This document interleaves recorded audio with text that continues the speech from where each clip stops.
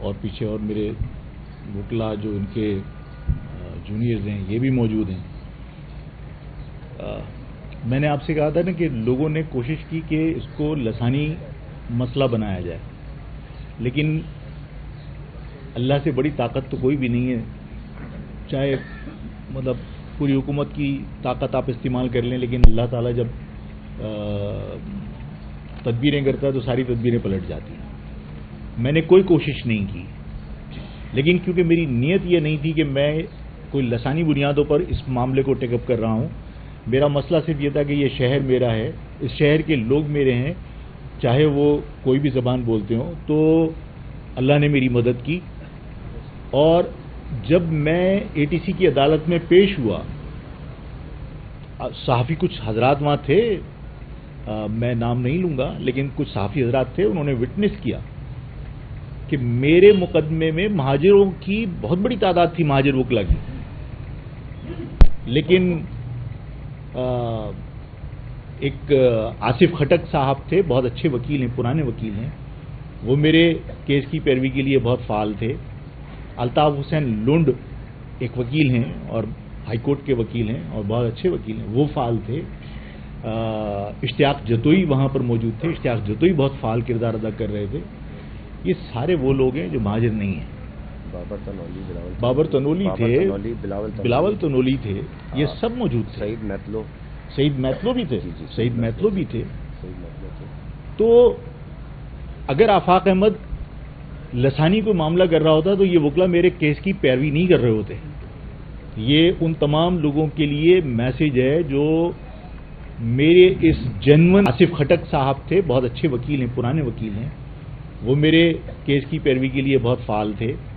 الطاف حسین لنڈ ایک وکیل ہیں اور ہائی کورٹ کے وکیل ہیں اور بہت اچھے وکیل ہیں، وہ فعال تھے. اشتیاق جتوئی وہاں پر موجود تھے، اشتیاق جتوئی بہت فعال کردار ادا کر رہے تھے.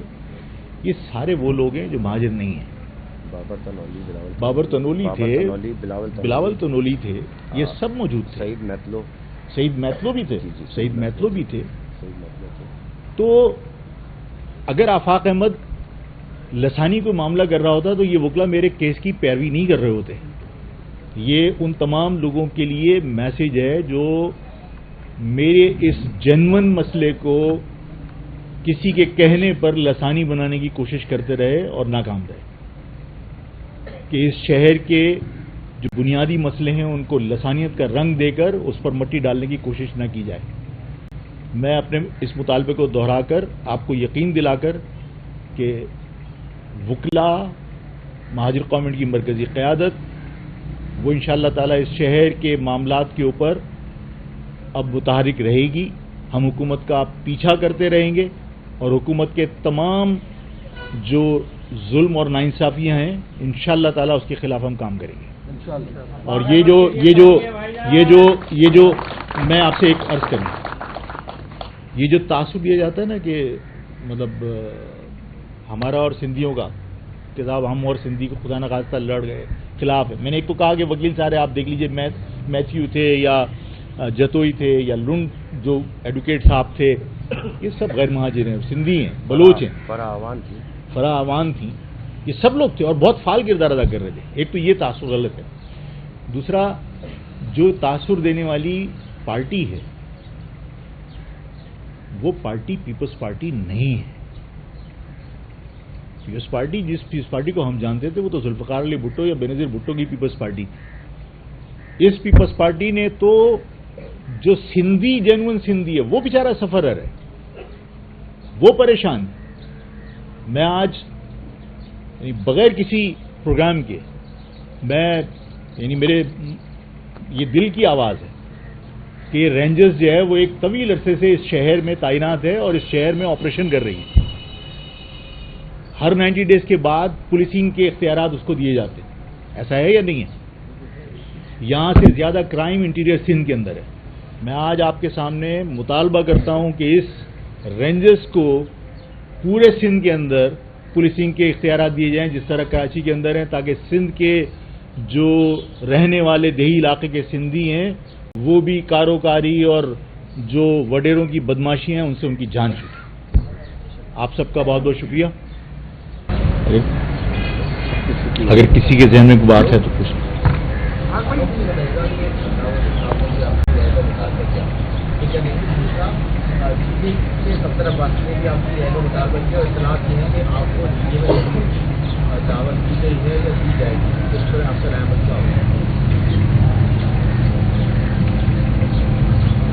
میں جب گرفتار ہوا تو میں جیل میں تھا اور مجھے وہاں پہ بہت ساری چیزوں کی اطلاع اس وقت ملی جب میں کورٹ میں پیش ہوا، اس لیے کہ میرا رابطہ کسی سے بھی نہیں تھا۔ مجھے بتایا گیا کہ فاروق ستار صاحب نے پریس کانفرنس کی اور میری گرفتاری کی انہوں نے مذمت کی اور رہائی کا مطالبہ کیا۔ ڈاکٹر سلیم حیدر صاحب نے بھی مذمت کی اور رہائی کا مطالبہ کیا۔ اسی طرح مصطفیٰ کمال صاحب نے بھی پریس کانفرنس کی اور انہوں نے بھی گرفتاری کی مذمت کی۔ جس طرح آپ نے مجھے بھی یاد دلایا، یقیناً الطاف صاحب نے بھی میری گرفتاری کی مذمت کی اور رہائی کا مطالبہ کیا۔ جب سب یہ اطلاع مجھے ملی تو مجھے ایسا لگا جیسے میں 1986 میں جی رہا ہوں، جب سب ایک تھے، اور شاید جس طرح میں سوچ رہا ہوں اسی طرح میری قوم بھی۔ یہ وقت نہیں ہے، مناسب وقت نہیں ہے کہ میں اس ساری صورتحال کو کوئی الفاظ دوں، لیکن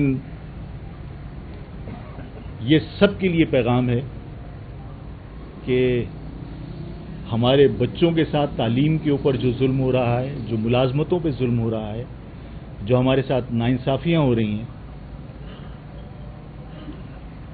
اس کا حل صرف اور صرف آپ کا اتحاد ہے۔ اور مجھے جو میرے پاس اعداد و شمار مجھے بتائے گئے، سب سے زیادہ جو ان حادثات میں لوگ جاں بحق ہوئے ہیں وہ موٹر سائیکل سوار تھے، ایسا ہی ہے؟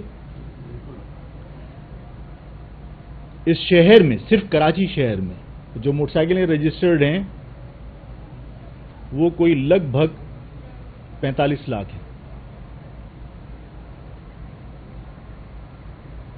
یہ کچھ چھوٹی تعداد نہیں ہے۔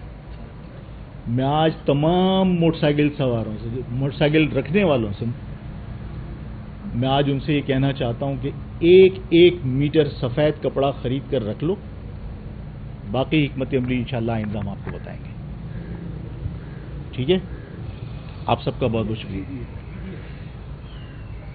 جی ڈی اے کے صفدر عباسی صاحب نے بھی شکریہ ادا کیا۔ میں تاجر برادری کا بھی شکریہ ادا کرتا ہوں۔ میں صفدر عباسی صاحب نے میرے گرفتاری کے اوپر مذمت کی، اور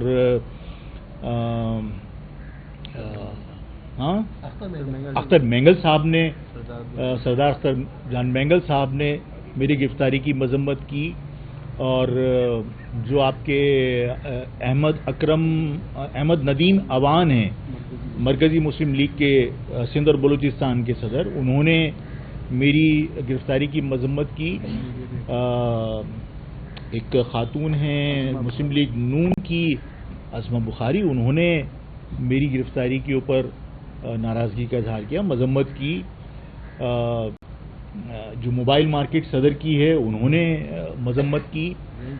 زین شاہ صاحب نے پہلے دن مذمت کی۔ میں جتنے لوگ جنہوں نے، جو سیاسی قائدین ہیں، پورے احترام کے ساتھ اور پوری دل کی گہرائیوں کے ساتھ ان سب کا میں بہت شکریہ ادا کرتا ہوں کہ اس پریشانی میں انہوں نے میری ہمت بندھانے کے لیے اور حکومت کے اقدام کو کنڈیم کرنے کے لیے انہوں نے باقاعدہ بیان دیا اور مذمت کی اس آمرانہ اقدام کی، کہ میں نے تو اپنے شہر کے لوگوں کے لیے مطالبہ کیا تھا کہ بھئی آپ دن میں ٹینکر مت چلاؤ، تو اس پر گرفتار کر لیا، تو لوگوں نے اس پہ مذمت کی۔ میں ان کا شکریہ ادا کرتا ہوں۔ سوشل میڈیا کے جتنے ایکٹیوسٹ ہیں، सोशल मीडिया पे चाहे किसी ने ذاتی हैसियत में, चाहे वीलॉग के जरिए, चाहे किसी अपने अकाउंट के जरिए, जब इस शहर में मेरी आवाज से आवाज मिलाई तो मेरी आवाज को तकवीयत मिली। मैं तन्हा कुछ भी नहीं कर सकता, आइंदा भी मेरी हैसियत नहीं है कि मैं तन्हा कुछ कर सकूं, लेकिन जब हम सब मिलते हैं तो हमारी ताकत बहुत बड़ी होती है।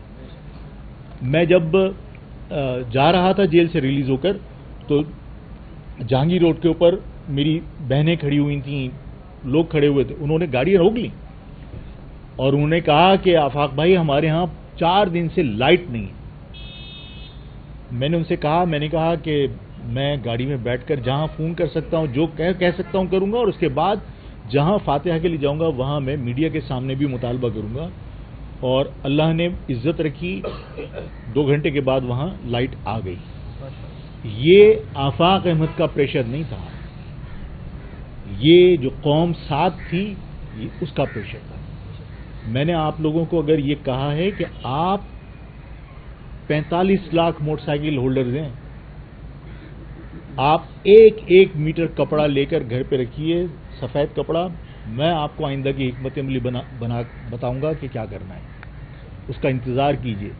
और सोशल मीडिया के जरिए जो बात मैंने कही है वो ज्यादा से ज्यादा लोगों तक पहुंचाई कि हर आदमी 1 मीटर कपड़ा लेकर रखे सफेद। मैं बताऊंगा क्या करना है। इस शहर के अंदर अब जुल्म पर खामोशी नहीं होगी। आप सबका बहुत